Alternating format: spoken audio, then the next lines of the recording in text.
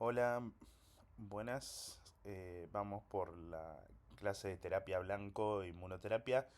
Un poco la temática de la charla va a ser vislumbrar un poco los distintos temas de qué es una terapia dirigida, qué es la inmunoterapia y un poco tratar de dar un pantallazo en una clase es medio difícil, pero tratar de dejarles algunos conceptos de qué son las nuevas drogas, digamos, que utilizamos en oncología.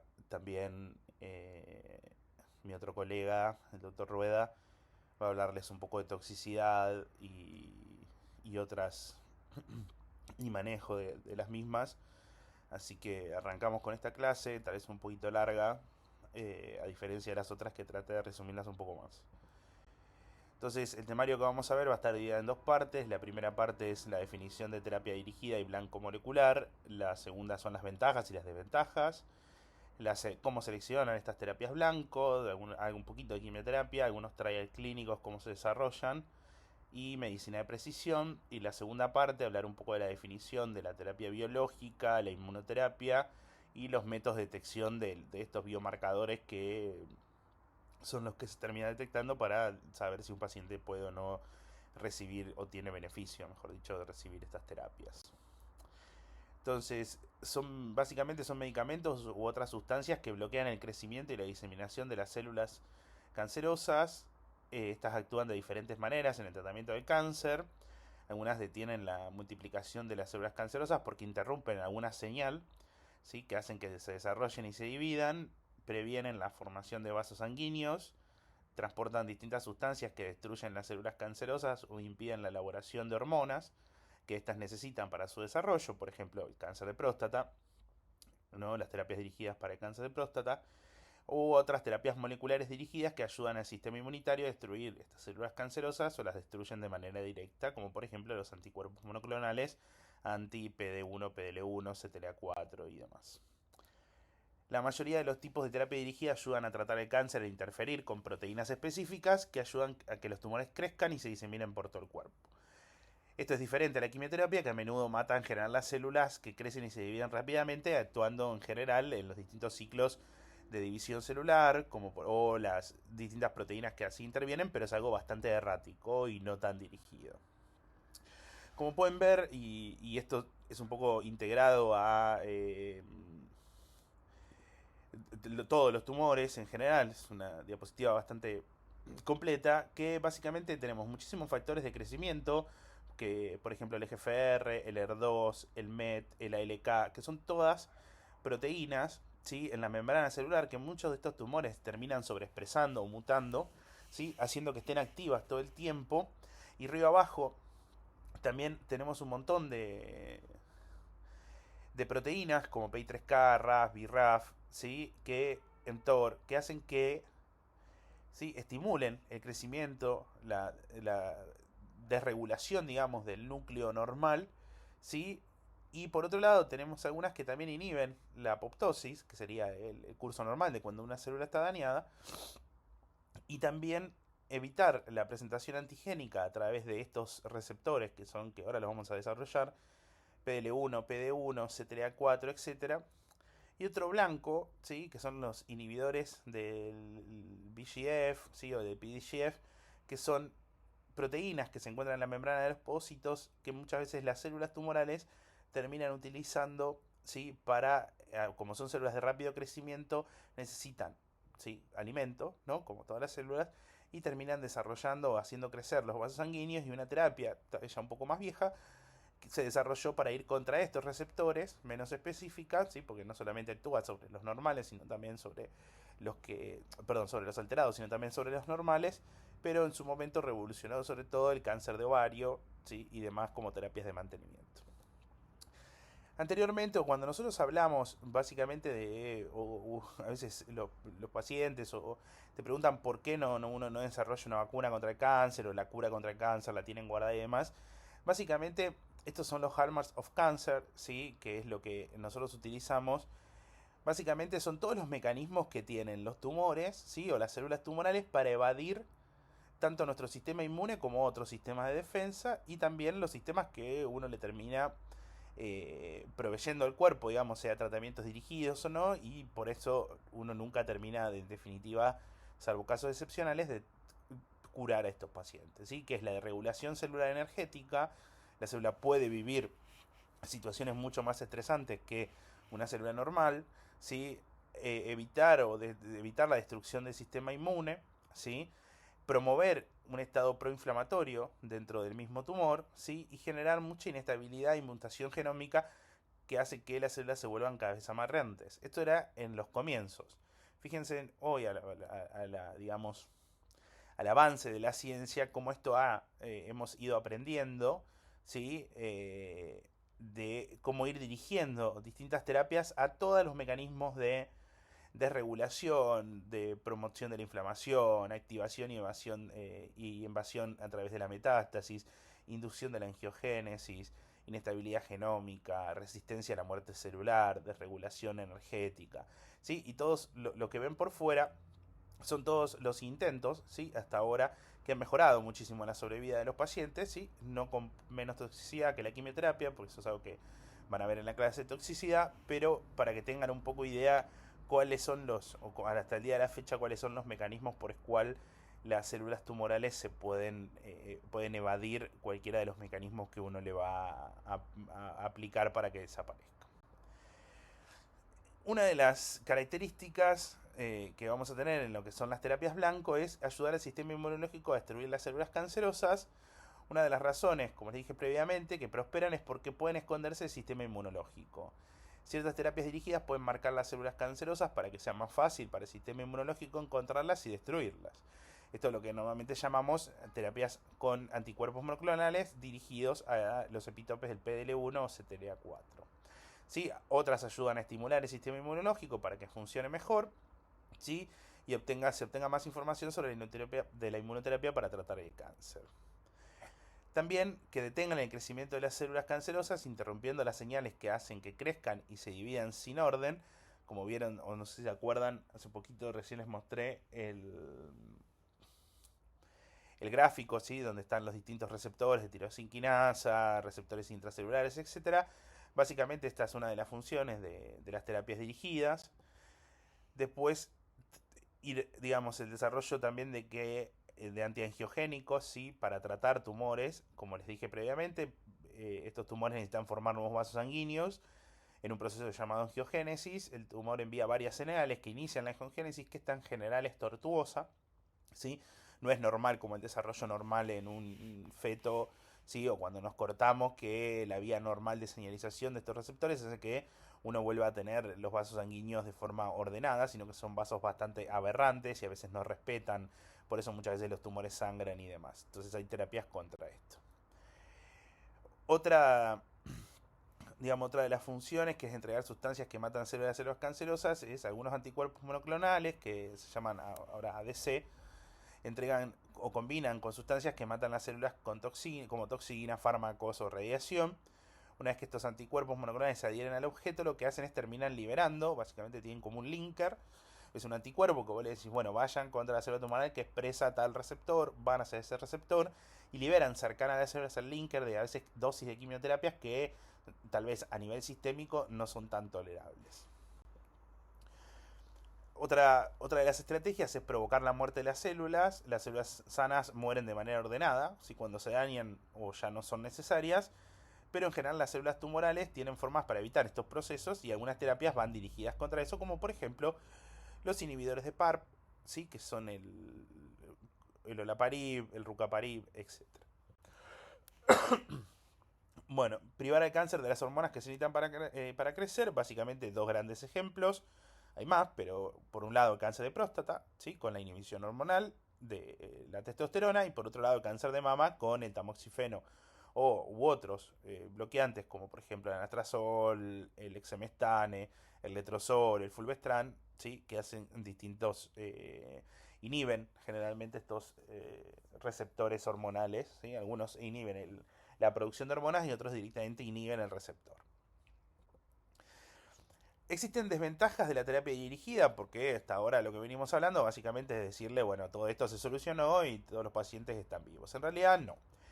desgraciadamente. ¿Sí? La terapia dirigida tiene ciertos inconvenientes. Las células cancerosas pueden volverse resistentes a estas terapias. ¿Sí?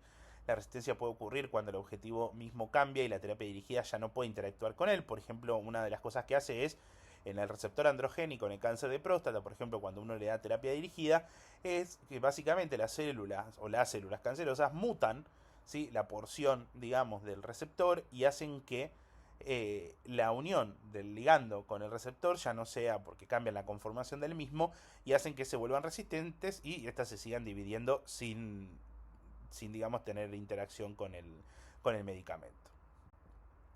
Otra de las desventajas es esta, es la toxicidad. ¿Sí? Los pacientes, no es que las nuevas drogas son mejores que la quimioterapia, son distintas y tienen toxicidades distintas. ¿Sí? Como por ejemplo, mucha compromiso de la piel, sobre todo los anti-GFRs, tricomegalia, o sea, el crecimiento de las pestañas, pero no solamente eso, sino que muchas veces se le suele también en la unión empezar también con paroniquias, fisuras, prurito, serostomía. La verdad que los pacientes, no todos, pero muchos que la tienen, la pasan muy mal. Y ahora, pasando brevemente, para no ir muy a fondo, esto seguramente lo deben conocer y si no lo discutiremos después en la charla que vamos a tener presencial la semana que viene, o bueno, cuando lo escuchen, va a depender de eso, un poco es cómo se desarrollan, cómo se fueron desarrollando estas drogas. Básicamente, algunos tienen una idea, ¿sí? Que después las prueban en tejidos celulares. Todo esto es digamos, un aprendizaje o toda la parte dura de la ciencia. ¿Sí? Posteriormente, una vez que uno desarrolla una droga o descubre un epitope que potencialmente puede ser tratable, ¿sí? Después se prueba en animales y posteriormente, una vez que esto se evalúan los resultados de eficacia, de seguridad, del riesgo, etcétera, muchas veces pasan, no todas, ¿sí? Ahora lo vamos a ver, pasan a desarrollar los famosos clinical trials, ¿sí? Como fase uno, fase 2, fase 3, que en las distintas fases llevan su tiempo y se busca una cantidad distinta de personas, ¿sí? El objetivo de la fase uno en general es buscar la seguridad y ver los mecanismos perdón, de la droga, ¿sí? Posteriormente se busca la seguridad, ¿sí? Y también la eficacia, muchas veces se mide también en el fase 2, ¿sí? Y cada vez entre mayor población esto tenga, más duro van a ser los datos y mayor confianza va a generar. ¿Sí? Y después por último tenemos los fase 4 que son los seguimientos de la vida real, ¿sí? Y la calidad de vida muchas veces de estas aprobaciones. Y como pueden ver, algo muy interesante es que cuál es la tasa o el tiempo inclusive que lleva esto de los nuevos medicamentos, ¿sí? En los últimos 10 años, entre el costo de desarrollo de medicamentos fue de 2.6 billones, pero solo el 12% de estos medicamentos que se fueron desarrollando, ¿sí? Llegaron a una aprobación de la FDA, ¿sí? Lo cual es, como pueden ver, el desarrollo de distintas cosas que pueden ser muy prometedoras en los ensayos preliminares, incluso en las fases uno o en las fases 2, incluso en la fase 3, pueden llegar a no ser lo que realmente uno pensaba. ¿Sí? Un poco acá les dejo cuáles son digamos, lo que uno termina evaluando en cada una de las fases. No nos vamos a meter a eso porque no es el objetivo de la charla, pero se los quería dejar para que tengan una idea. Un poco hablando de la quimioterapia, ¿sí? El crecimiento celular, tenemos distintas quimioterapias, por ejemplo, aquellas, como dije previamente, son hormonas como el tamoxifeno o antibióticos antitumorales como la doxorubicina. Todas estas drogas, los inhibidores de la topoisomerasa, los antimetabolitos, ¿sí? O aquellos que inhiben la división celular, como los taxanos, los alcaloides de la vinca, interactúan en general son fases específicas o fases inespecíficas, pueden actuar en cualquiera de las fases de la división celular o particularmente como nos divide acá en cada una de las fases. ¿Sí?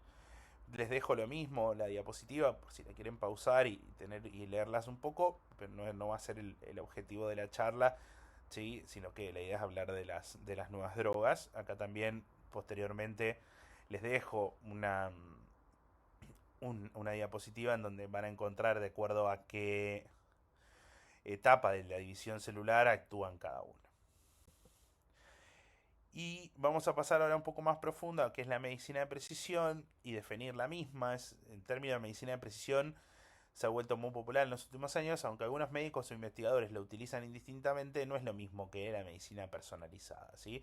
Ambos tienen distintos matices y actualmente se prefiere utilizar la medicina de precisión para describir el uso de datos y genómicas que permite adaptar los tratamientos a ciertos grupos específicos, y la medicina personalizada sí puede malinterpretarse en el sentido que se entienda que los tratamientos y las prevenciones se están desarrollando de forma única para cada individuo, lo cual es un error. En general uno lo que hace es buscar grupos, busca características de los pacientes, ¿sí? Y al encontrar similitudes en esas características termina desarrollando distintas drogas para ese subgrupo, y eso es la medicina de precisión, o sea, sobre una proteína y demás. ¿Sí? La medicina de precisión es el concepto de adaptar el tratamiento y la prevención de enfermedades considerando los diferentes factores genéticos, ambientales e incluso el estilo de vida. ¿Sí? Que esta definición se entiende que la medicina de precisión utiliza la información genética y molecular de un grupo de pacientes y la emplea para desarrollar medicamentos o tratamientos más específicos y optimizados. Como vamos a ver más adelante, siendo su objetivo final garantizar que cada medicamento o tratamiento sea el más adecuado para tratar a un individuo y no al revés. ¿Sí? Es una disminución de los efectos secundarios y una mayor eficacia. Entonces, como pueden ver, las herramientas de la medicina de precisión son varias, ¿sí? Es el entendimiento de la fisiología, el genotipo, el estilo de vida, los factores medioambientales.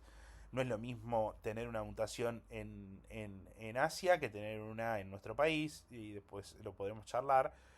El microbioma, ¿sí? Y también todo eso digamos, son dos componentes o herramientas de la medicina de precisión que hacen que a través de esta uno pueda evaluar susceptibilidad a distintas enfermedades, marcadores diagnósticos, marcadores pronósticos, y evaluar también o proponer respuesta al tratamiento. Y todo esto empieza, ¿sí?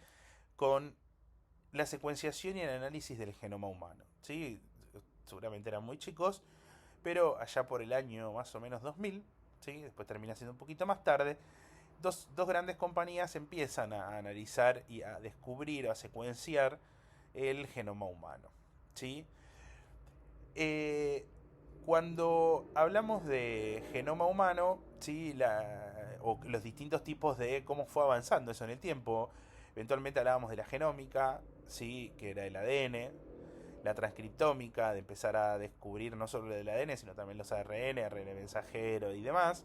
Posteriormente avanzaron a la proteómica, metabolómica, a la glicómica y así sucesivamente hasta llegar a niveles inimaginados de descubrimiento, ¿sí? A través de distintas maquinarias de cómo analizar las distintas proteínas, lípidos, carbohidratos, ADN y demás.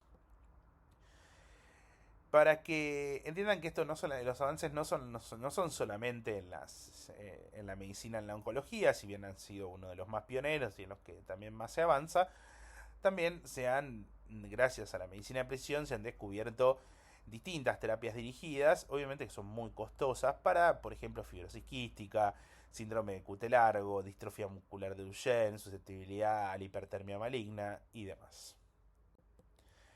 ¿Y cómo fue posible esto? Gracias a estos aparatos que se llaman Next Generation Sequencing, ¿sí? Que lo que hacen es uno le pone tanto ADN o ARN, dependiendo, hay plataformas que son exclusivas de ADN, otras que pueden también secuenciar ARN y otras que más avanzadas que pueden secuenciar un montón de otras eh, digamos, proteínas, lípidos, etcétera. Son mucho más específicas y se usan solo para la investigación. Pero a día de hoy, yo por ejemplo, en un paciente de mi consultorio, si cuenta con $5.000, puedo mandarle a hacer una plataforma genómica del tumor, ¿sí? Incluso de la sangre, y evaluar, ¿sí? A través de las distintas secuenciación, ver cuáles son las proteínas que tiene mutada, ¿sí? Y con eso tal vez una probabilidad de encontrar algún tratamiento dirigido, ¿sí? Entonces básicamente se agarra el tumor, se le saca el ADN del tumor, que está en un cuadradito de parafina guardado.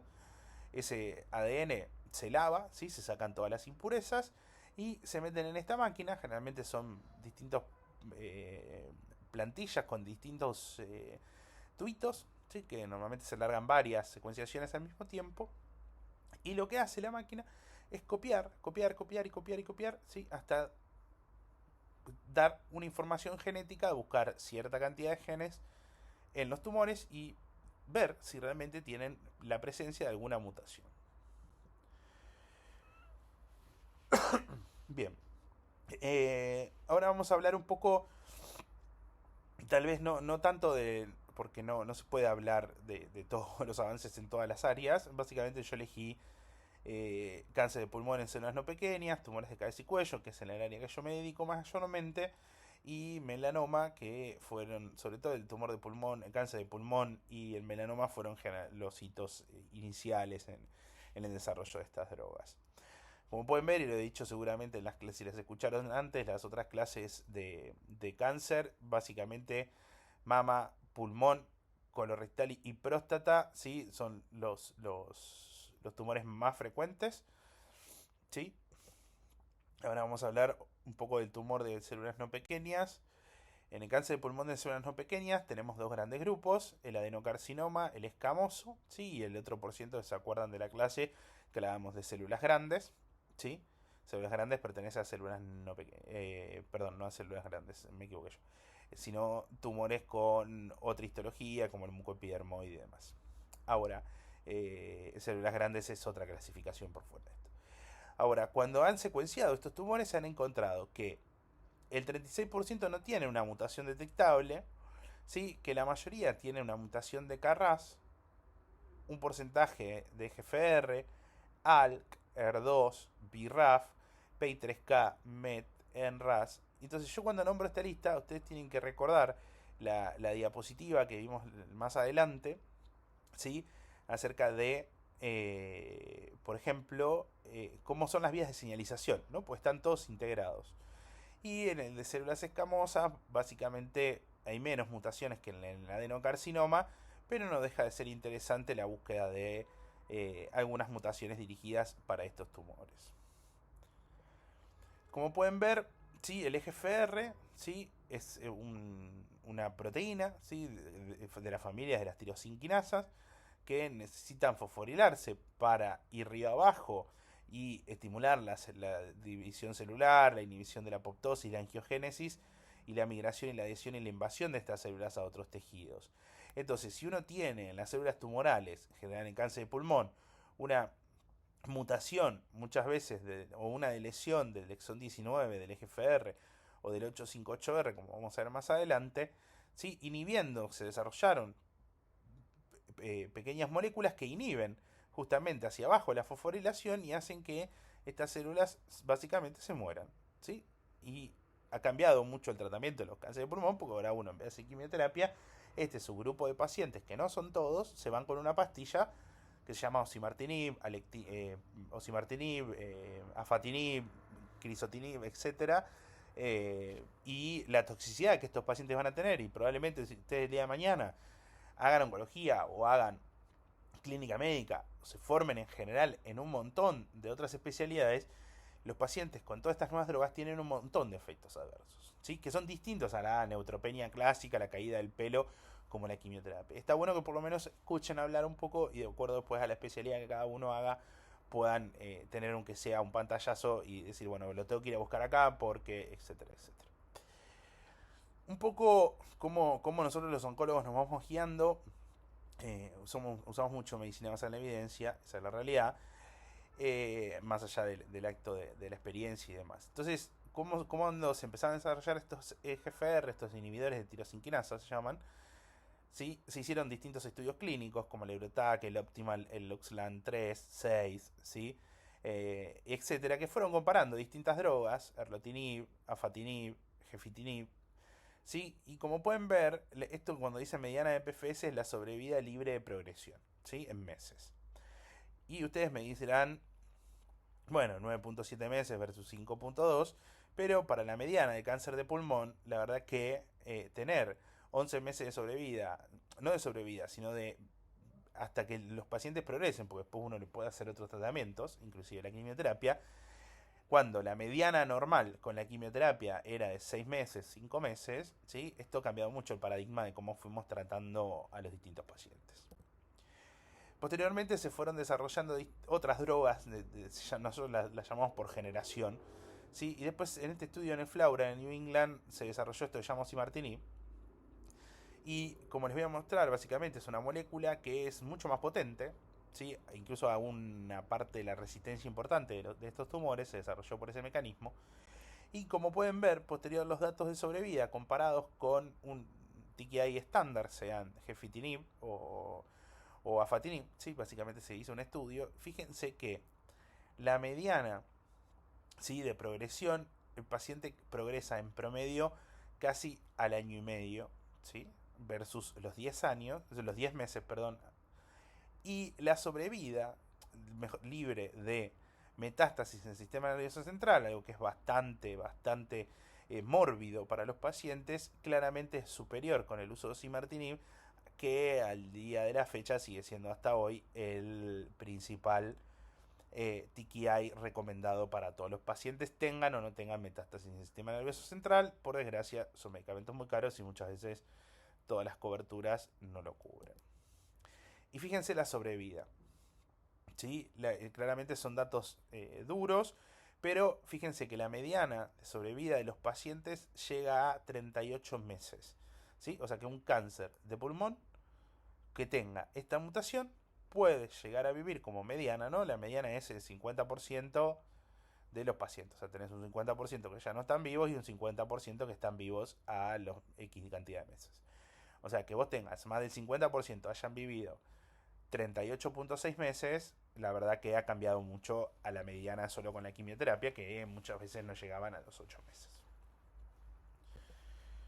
Bueno, después estas mismas moléculas se utilizaron en otros escenarios, no solo en los pacientes avanzados, sino que se desarrolló un estudio de la adjuvancia, que es este estudio ADAURA, que básicamente lo que hacían era incluir pacientes con distintas características y que tuvieran esta mutación del gen, como venimos hablando, a recibir osimertinib por 3 años versus placebo. ¿Sí? Es la forma que uno tiene de desarrollar estos distintos trials clínicos y miren los resultados, ¿sí?, de sobrevida, ¿sí?, en los distintos, de PFS, de probabilidad de recaída, ¿sí?, en ambos subgrupos claramente fue superior. Bien, volviendo un poco a repasar las distintas mutaciones, vamos a ir con esta, que es el del gen KRAS, ¿sí?, que es la mutación, como pueden ver acá en rojo, más frecuente, ¿sí?, en los tumores, los adenocarcinomas.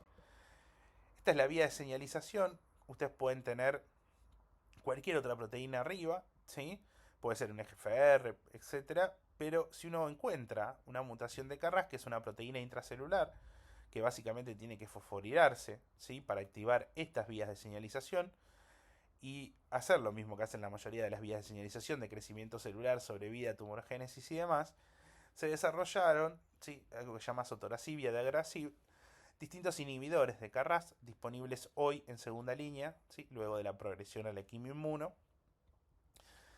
para pacientes con cáncer de pulmón. ¿Sí? Es una terapia dirigida hacia la inhibición de que el RAS fosforilado se desfosforile. Al revés, que el RAS no fosforilado se fosforile a un RAS activo. Solo para los pacientes que tienen la G12C y no porque hay otras mutaciones de KRAS, pero bueno, no es el objetivo de la charla ahora. Un poco repasando este mecanismo del sotorasib, ¿sí?, y demás. Este es el diseño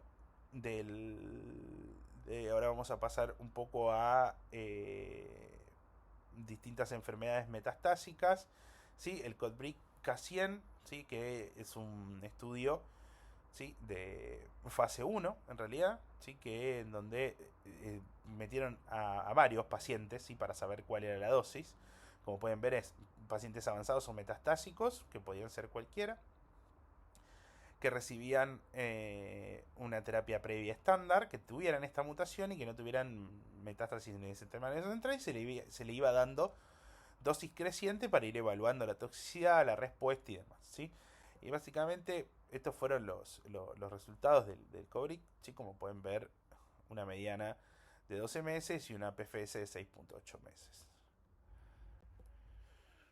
Pasando a otro de los tumores o de las otras mutaciones, es un rearreglo del ALK, ¿sí?, que también generalmente lo tienen pacientes jóvenes y que nunca fumaron, ¿sí? El perfil, digamos, de los pacientes suelen ser distintos. No significa que uno tenga 80 años y no pueda tener una mutación de ALK, ¿sí? Pero es mucho menos frecuente. Básicamente hay una traslocación, ¿sí? En el cromosoma 2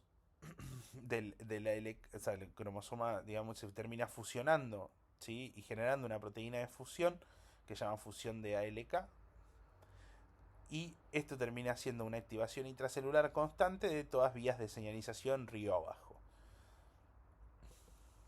Como pueden ver, ¿sí? La traslocación del ALK se estudió y se buscaron en distintos pacientes, ¿sí?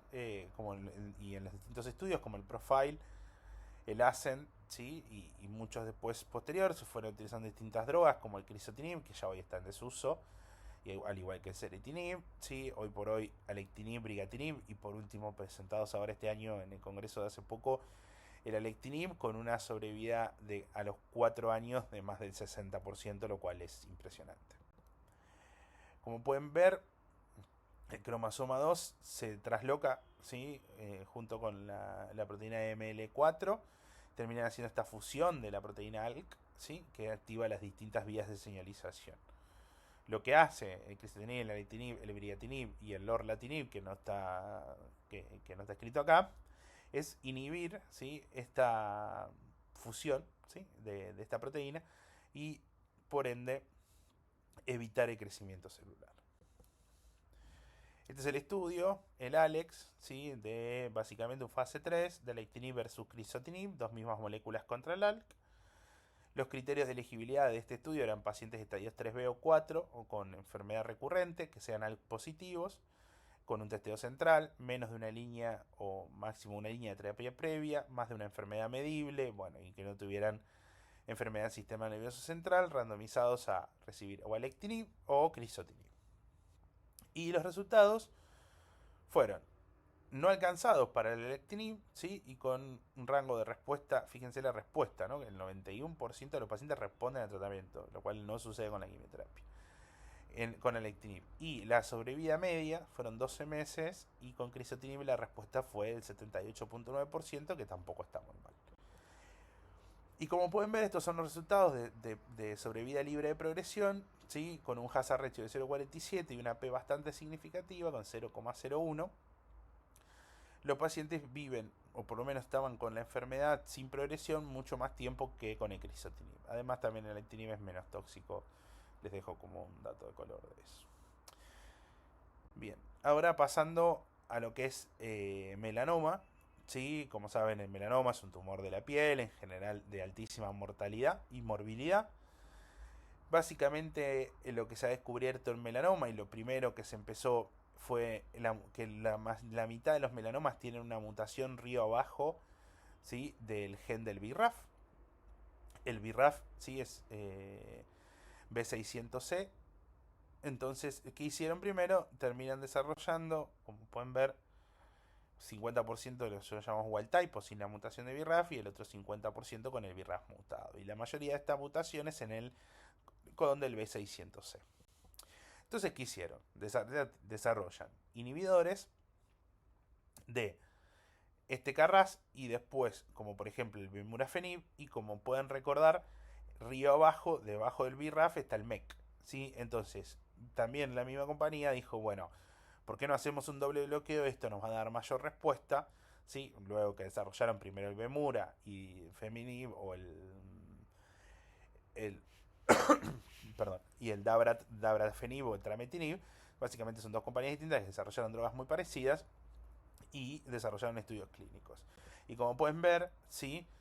En estos estudios, ¿sí? La PFS y la mediana de sobrevida en meses, los pacientes que recibían la combinación, ¿sí? Les iba mucho mejor que a los pacientes que recibían solo una de las dos drogas. ¿Por qué? Porque básicamente las células se vuelve resistente y hace que el MEC, que estaba abajo, río abajo, empiece a desarrollar su autosuficiencia, digamos, y empezar a escaparle a la inhibición de río arriba, ¿sí? Entonces, básicamente hicieron esa doble inhibición. Aún así, desgraciadamente, cuando se vuelven resistentes, estos pacientes progresan.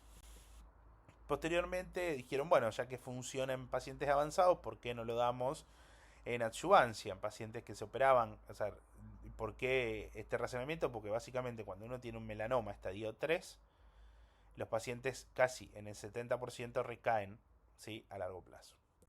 Entonces, como pueden ver, el uso de dabrafenib y tramectinib, ¿sí?, uno inhibidores de BRAF y el otro inhibidores de MEK, logró, ¿sí?, un aumento, mejor dicho, este es un dato más duro que la PFS en sobrevida, ¿sí?, con un hazard ratio de 0,57 y una PFS significativa. Ahora, el problema era bancarse en esto la toxicidad, ¿sí?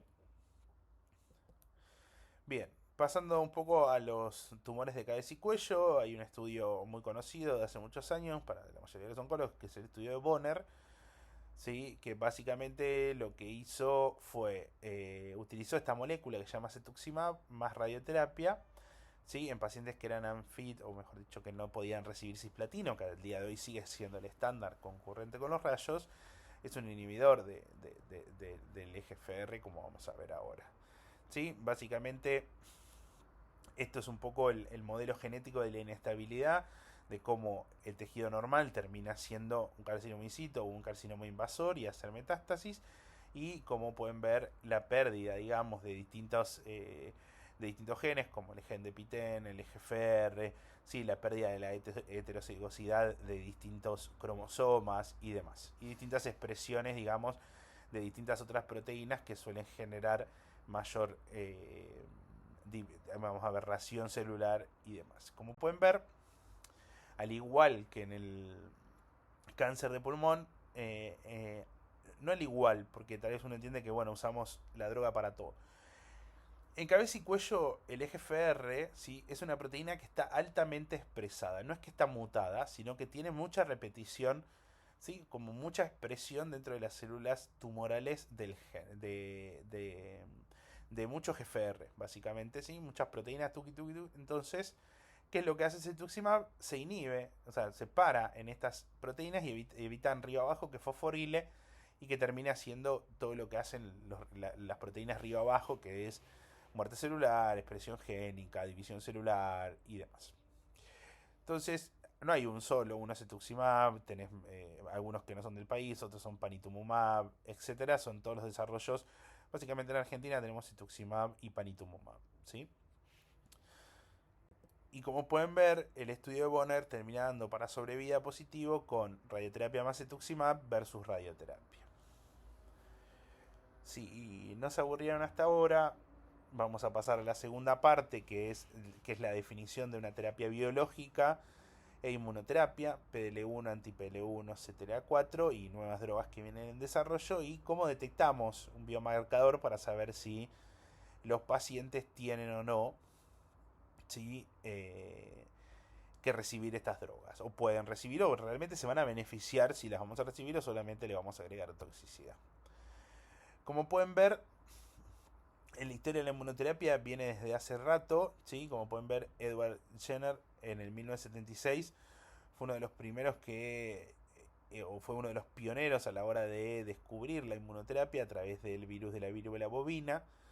Posteriormente, la antitoxina diftérica, ¿sí?, también fue un hito en el descubrimiento en 1890.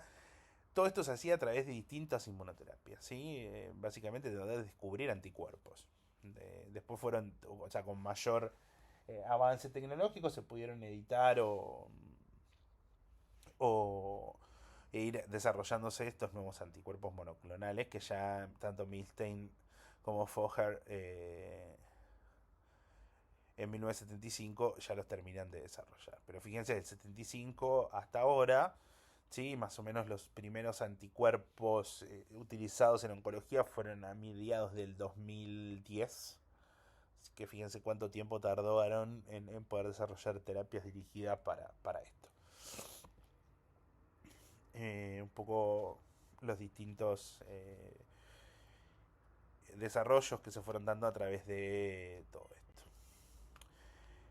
De vuelta, el sistema inmune y cáncer, ¿sí?, como recuerdan, ¿sí?, la elevación del sistema inmune es uno de los hallmarks of cancer que hacen que los tumores sean no reconocidos, o mejor dicho, logren inhibir al sistema inmunitario, para que puedan crecer libremente y el sistema inmune quedar anérgico, ¿sí? A la hora de reconocer estas células como no propias.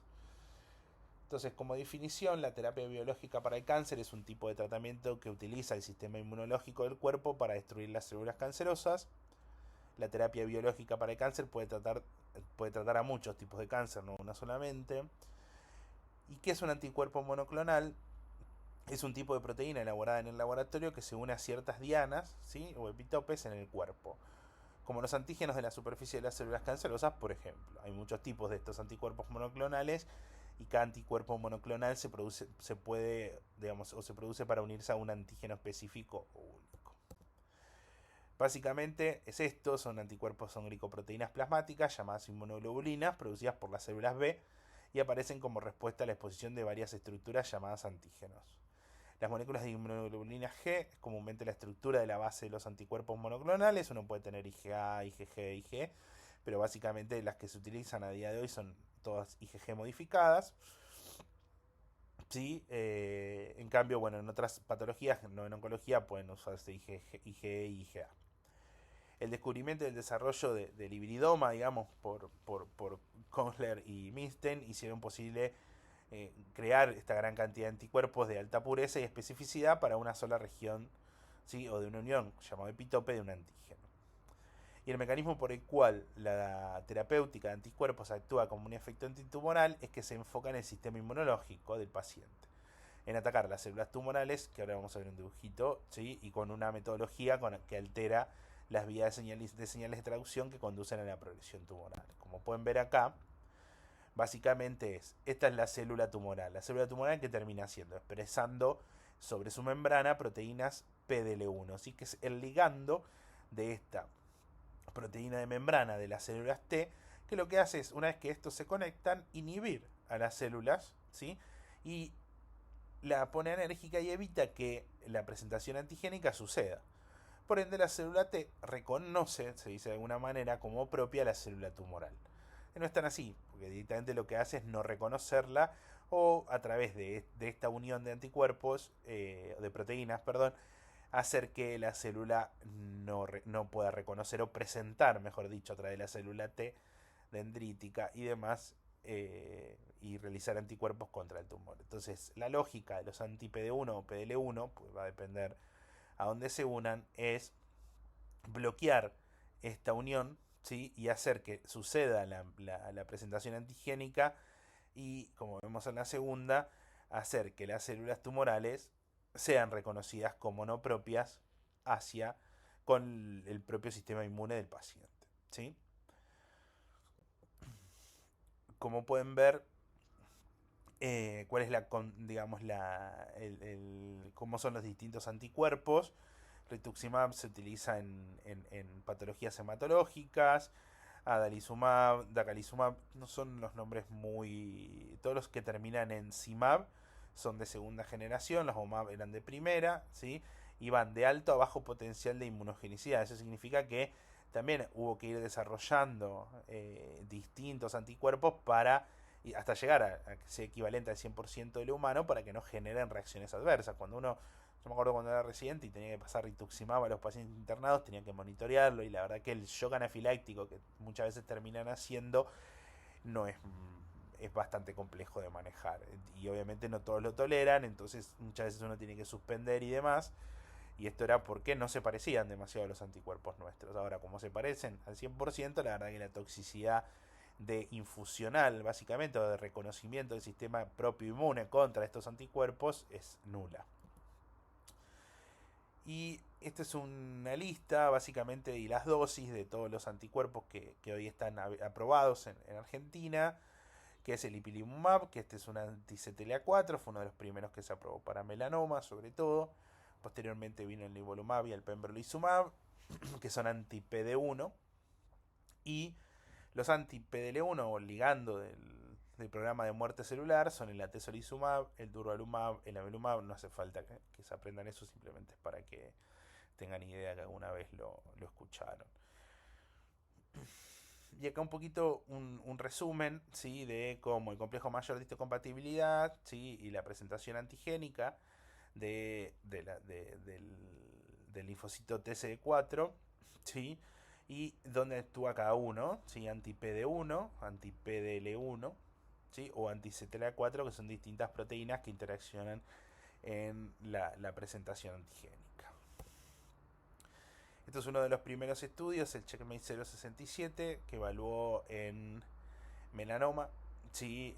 Inmunoterapia de primera línea. Como pueden ver, la verde era la combinación de nivolumab y ipilimumab, que hasta el día de hoy sigue siendo un estándar en melanoma, ¿sí? Como pueden ver, la sobrevida. Fíjense la gris, que es la de ipilimumab.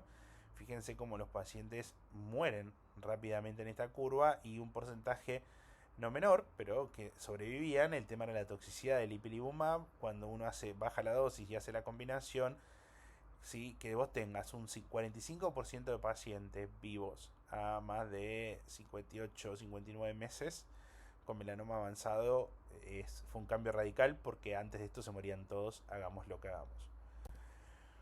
Posteriormente desarrollaron con el mismo concepto, ¿sí? Adyuvancia, ¿sí? Que significa pacientes que en estadio 4 no tenían, o sea, piensen que la estadificación en estadio 4 del melanoma es cuando tiene un ganglio o dos ganglios comprometidos, ¿sí? Nada más. Eso ya es un estadio 4, no hace falta tener metástasis visibles, básicamente. Entonces desarrollaron este fase 2, en donde hicieron la combinación nivolumab solo o placebo, ¿sí? Que era el estándar en ese momento, no hacer nada, operarlos y nada más y seguirlos. Y fíjense claramente cómo le va la curva roja, que es la combinación, versus el nivolumab solo, ¿sí? En este estudio de fase 2. Pasando un poco ahora a pulmón, ¿sí? Que si bien ya hablamos de los receptores, del eje Ferri y demás, ahora vamos a hablar un poco de la inmunoterapia en cáncer de pulmón. También la inmunoterapia se probó en el cáncer de pulmón, primero en este estudio en el Keynote 024, en donde utilizaban cáncer de pulmón con una expresión de esta PDL1 que se hace a través de inmunistoquímica en el tumor de más del 50%.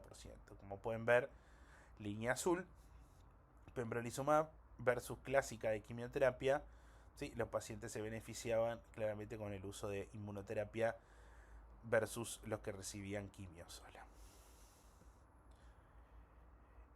Otro ejemplo que puedo darles es en riñón, ¿sí? Que es pembrolizumab más axitinib como primera línea de cáncer de riñón metastásico, versus unitinib, que es otra terapia dirigida anti-VEGF, PDGF, son inhibidores bastante promiscuos, ¿sí? Como pueden ver, la sobrevida y la progresión libre de enfermedad es claramente superior en la combinación con inmunoterapia. Y ustedes piensen que hasta no hace muchos años los pacientes con cáncer de riñón son quimioresistentes, ¿sí? Conceptualmente. Entonces, cuando estos pacientes tenían enfermedad estadio 4, ya no había más nada para hacer. Uno le hacía quimioterapia y era en vano.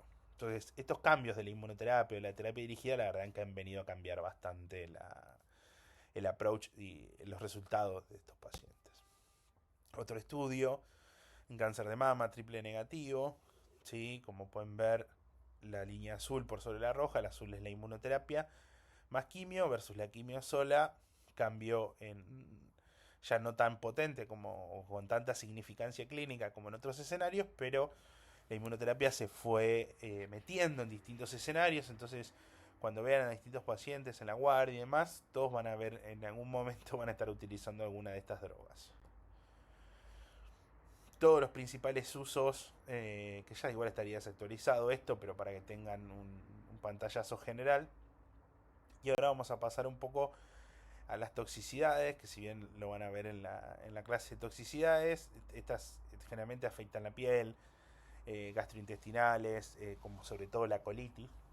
Uno puede tener colitis por inmunoterapia, y la verdad que eso puede ser bastante complejo de diagnosticar. Entonces nunca hay que subestimar a los pacientes que vienen realizando un tratamiento con inmunoterapia. Uno los ve súper enteros, tal vez con poco daño, digamos, de la enfermedad a nivel sistémico, y que vienen con 5 o 6 deposiciones, y uno le dice, no, váyase tranquilo, usted tiene una diarrea, comió algo pesado, y lo manda con un poco de Suprasec. A veces estos pacientes pueden terminar operados, incluso morirse por colitis inmune, ¿sí? Básicamente lo que tienen es eso, es tal la activación del sistema inmunológico que hace que ataque a las células, digamos, que forman el aparato gastrointestinal. pueden tener elevación o hepatotoxicidad, pueden tener compromiso pulmonar como neumonitis, endocrinopatías y más raras como alguna alteración a nivel de otro lado. Bien, y como ya vamos terminando, un poco es cuáles serían los métodos de detección y, y definir qué biomarcador vamos a utilizar. Básicamente, el biomarcador es una molécula biológica que se encuentra en la sangre, ¿sí? Otros líquidos u otros tejidos del cuerpo, y cuya presencia es un signo de un proceso normal o anormal, de una afección o de una enfermedad. Un biomarcador se utiliza a veces para determinar la respuesta del cuerpo a un tratamiento para una enfermedad o una afección, que puede ser encontrar la mutación del EGFR, encontrar cuánto tiene PL1, hacer una secuenciación y encontrar si tiene alguna otra mutación y si eso hay algún tratamiento dirigido. Esto se hace básicamente en el laboratorio de patología molecular, ¿sí? Que hay varios en Argentina. Nosotros en el hospital por ahora no tenemos, no es que no tenemos la gente capacitada, lo que no tenemos son las herramientas que se necesitan, pero sí se puede hacer básicamente todo el análisis de inmunistoquímica, que puede ser un método directo o indirecto. Esto es lo que terminamos viendo al microscopio en general los patólogos para darnos un diagnóstico. Posteriormente uno puede hacer una secuencia de Sanger, que esto ya claramente quedó en desuso, ¿sí? Que es básicamente ir coloreando las distintas pares de bases, ¿sí? Del ADN, e ir viendo con el distinto peso molecular, con un control normal y el control del paciente, si tiene alguna alteración. Y posteriormente ya tenemos estas máquinas que básicamente uno con limpiar el ADN, mejor dicho, se dice levantar el ADN, pero lo que tenés que hacer es sacar todos los otros contaminantes de la muestra del tumor y se ponen en estas máquinas y uno aprieta play y a través de un proceso de PCR, secuenciación, etcétera, etcétera, pueden en pocas horas arrojarnos resultados. Ya plataformas más masivas como Illumina o PacBio, OnePacBio o Ion son distintos secuenciadores con muchas distintas pros y distintos contras que no vienen al caso ahora de la charla. Y por último, quería nombrarles esto, ¿sí? Que es la biopsia líquida. ¿Sí? Y ustedes dirán, ¿qué es la biopsia líquida? Básicamente se sabe ya hace bastante que hay ADN circulante muchas veces en el tumor de pacientes que tienen un tumor. Estos tumores muchas veces por ruptura, división celular, terminan disgregando en la sangre pequeñas moléculas de ADN. ¿Sí? Entonces desarrollaron, se fue buscando a través de los métodos iguales, ¿no? De NGS, RT-PCR, PCR y demás, extraer plasma del paciente y comparar, sobre todo pacientes que uno ya sabe que tienen una mutación en su momento, y secuenciar, o sea, sacar el ADN tumoral, ¿sí? Y secuenciarlo, o sea, meterlo en estas maquinitas y tener un resultado de la mutación sin necesidad de hacer una biopsia o una rebiopsia muchas veces. Lo cual esto ha revolucionado bastante la parte oncológica, porque ahora a través de una muestra de sangre directamente puede analizar un montón de cosas del tumor. Obviamente son costosas a día de hoy, pero calculamos que con el tiempo, como todos los costos empiezan a bajar y el acceso muchas veces puede ser mucho más, mejor dicho, o puede ser mucho más accesible, que la mayoría de los pacientes puedan acceder a una biopsia líquida. Ahora, ¿todo tumor se tiene que hacer una biopsia líquida? No. Hay casos muy particulares. En Argentina está disponible y afuera también. Básicamente la utilidad ha cambiado en un pequeño subgrupo de pacientes, no es para todos, pero la verdad que evitar hacerse una biopsia no es poco menor muchas veces para los pacientes. Y creo que esta es la última diapositiva. Les dejo cualquier cosa a mi mail y nos estaremos viendo en los seminarios. De por sí, muchas gracias por escucharme. Y cualquier duda la discutiremos en persona.